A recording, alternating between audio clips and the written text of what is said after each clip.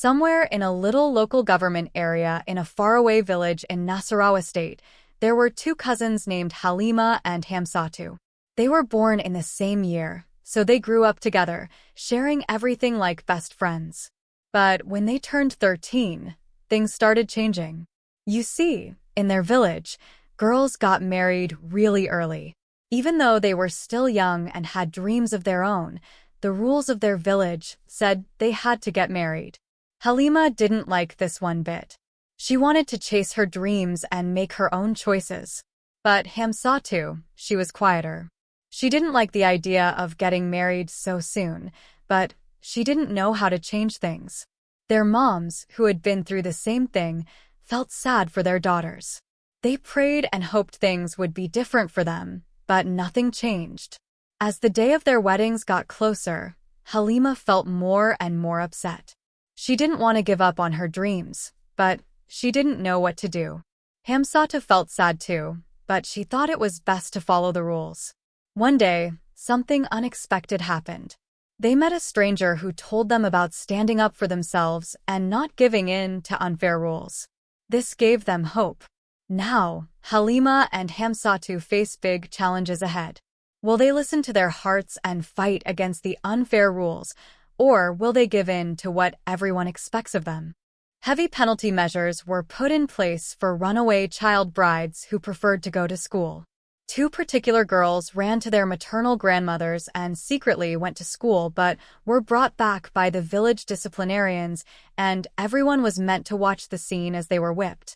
Halima and Hamsatu devised a plan to escape the village or state completely, which resulted in them having a plan B. Only time will tell as they go on a journey full of surprises and tough choices. As dawn broke over the sleepy village, Halima and Hamsatu stole away into the darkness, their hearts pounding with the exhilaration of freedom and the fear of the unknown. With each step, they left behind the shackles of tradition, forging a path of their own, making through the tangled undergrowth of the forest. But their journey was not without its perils. As they ventured deeper into the wilderness, they encountered wild beasts and treacherous terrain that tested the limits of their resolve. Yet, fueled by the fire of defiance burning within their souls, they pressed on, determined to carve out a future where their voices would be heard and their dreams would flourish. In their journey, they found a special place, like a secret garden where they could rest and feel safe. It was like a magical hideout where they could forget about their troubles for a while and feel hopeful. But even in this nice place, there was danger. One day, while they were relaxing under a big tree, some people from their community, called vigilantes, found them. Their families had been looking for them because they were missing. The vigilantes were worried and wanted to take them back home. Quickly, Halima and Hamsatu had to explain that they were okay and just needed some time alone. The vigilantes understood and helped them get back home safely. They were relieved to be reunited with their families, even though they had to leave their special spot. After Halima and Hamsatu returned to their village following their big journey and all they had learned, some people there wanted to follow old rules and traditions. An elderly woman named Hajia, who was a professional marriage designer and groomer, was brought in to apply lolly on their faces, hands, and feet in preparation for their wedding day. Even though they tried to say no, they were made to go through marriage ceremonies that made them really sad. Not long after, Halima had her baby, but it didn't survive, which made her really sad. And then something even worse happened. She got really sick with something called VVF, which made it hard for her to walk and made her body leak pee and poop all the time. You may be wondering, what does VVF mean? VVF happens when something goes wrong during childbirth. Sometimes, the baby can press too hard on the mom's insides, causing a hole between her bladder or rectum and her private part. This hole makes pee or poop leak out when it's not supposed to. It can be really uncomfortable and make the mom feel sick. She had to go to the general hospital in Nasarawa, where she had to stay in bed with a pipe connected to a basin to catch the pee and poop.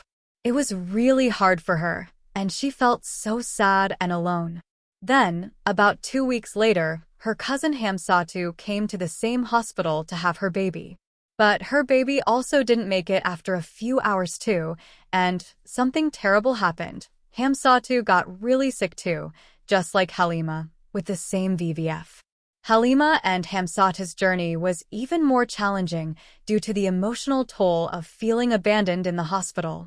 The stench from the VVF-affected ward made it unbearable for family and friends to visit, leaving them isolated in their struggle. Despite this, they refused to surrender to despair. In the midst of their hardship, they clung to their dreams and plans, finding solace in each other's company. Eventually, luck smiled upon them, granting them the opportunity for surgery to repair their VVF. Though they faced a waiting period for healing, they held onto the belief that brighter days lay ahead, where they would reclaim their lives. As they lay in their hospital beds, they thought about what would happen next. They knew that going back to their village meant they might have to go through more bad things, like infant marriage. But they also knew that they were strong together, and they would face whatever came their way, hand in hand. Their doctor became a beacon of hope in their journey, constantly reassuring them that healing was within reach. With his encouragement and support, Halima and Hamsatu found the strength to endure. And so, with hope in their hearts and determination in their souls, they waited for the day when they would be healed, ready to take on whatever challenges the future held for them, together. Their friendship grew stronger every day, facing tough times together. They knew life wouldn't be easy, but they were determined to stay strong and keep chasing their dreams. They held on to each other, ready to face whatever challenges came their way. And with that, they marched forward, ready for whatever adventures lay ahead. On their journey, Halima and Hamsatu encountered many good helpers. Some of these helpers even connected them to bigger helpers, leading them closer to the city of Abuja. From afar, they could see its towering buildings, a sign of hope and possibility. With each step, they left behind the familiar sights and sounds of their village, venturing into unknown territory. Along the way, they encountered new cultures and customs, learning about different ways of life. But amidst the excitement of exploration, there were moments of doubt and fear. What if they couldn't make it on their own? What if they never found a place where they truly belonged? In Abuja, they were introduced to a prominent and well-read Hajia who took them under her wing. She not only groomed them further, but also changed their wardrobes, making them feel like new people. With her help, they gained admission into a school in Ontario, Canada. Their flight to Canada was sponsored by ECOWAS, and it was their first time boarding a plane. The air hostesses took good care of them during the flight, making them feel safe and comfortable. Halima and Hamsatu embarked on their journey to Canada. They were ready for more challenges and adventures. Yet, with each other by their side, they found the strength to keep going. They laughed together, cried together, and shared their hopes and dreams for the future. And as they journeyed onward, they knew that no matter what challenges lay ahead, they would face them together, hand in hand. So, with hearts full of courage and determination, Halima and Hamsatu continued on their journey, ready to embrace whatever adventures awaited them in the wide world beyond. But as they journeyed on, they never forgot where they came from. They remembered the struggles of their village, the unfair rules, and the dreams they had left behind. They knew they had to do something to make things better, not just for themselves, but for everyone back home. So, they decided to speak up. They wrote letters to the government, telling them about the challenges faced by girls like them in their village. They asked for help to change the rules and make sure every girl had the chance to follow her dreams. To their surprise, the government listened. Halima and Hamsatu returned to Nigeria and headed for Nasarawa, their hometown, where they met people in the village to assist them in talking to the elders and finding ways to help.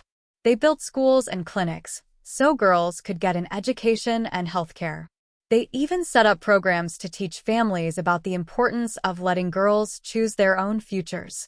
With the government's help, things started to change in Halima and Hamsatu's village.